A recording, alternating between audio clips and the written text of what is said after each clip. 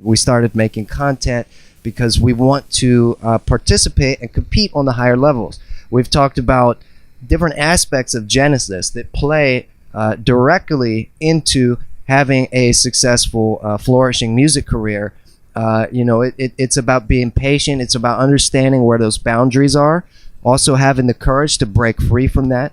And it's also about understanding where the evil is, who's a bad actor, who's actually on your side. And I'll wrap up that whole aspect of this discussion by saying anybody that's not evil, anybody that's actually invested in you as an artist is not going to expect an upfront fee. They're not going to expect you to add a percentage of your income for them. If they actually are invested in your success and you making money, then they're not going to go out of their way to take that money from you.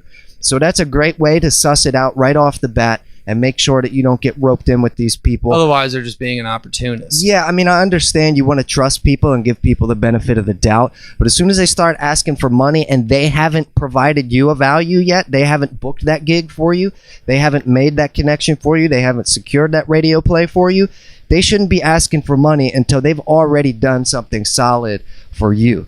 But let's leave that where it is. Next, we're going to talk about Genesis in the sense of music genres. So one thing that I always found fascinating being in the DMV and being very closely linked with the DC music scene and the go-go and the funk and the R&B is how the go-go scene was started.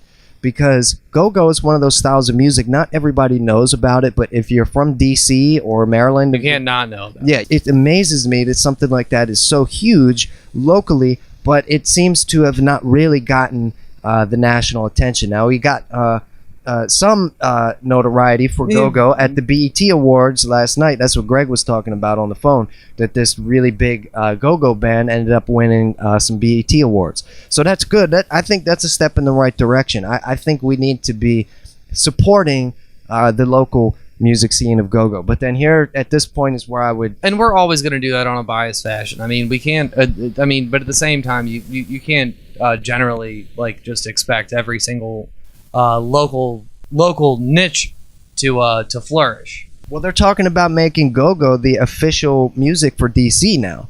Well, so it already is. Well, but they want to write a piece of paper as if that's going to really make it official or something. Well, it already jousting is. Maryland's official sport and all that stuff. Yeah, right. Like they're actually thinking about signing some documents. Like there's 5,000 people somewhere out there in a jousting league. Right, but it is important. 5,000. I think it's important for the people in the government and the people that are kind of not musicians, they're not in that world. I think it's important for them to realize that DC has something unique that it's created, and DC is the capital of the whole country.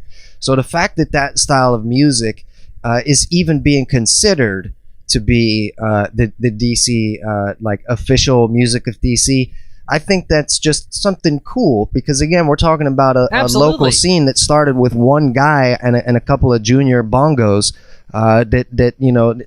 We're talking about guys that are starting bands like in the streets and in the garage and in warehouses, and some of these guys starting out can't even afford full-size professional percussion instruments. They were on junior bongos, and that's how the scene gets started. Yes.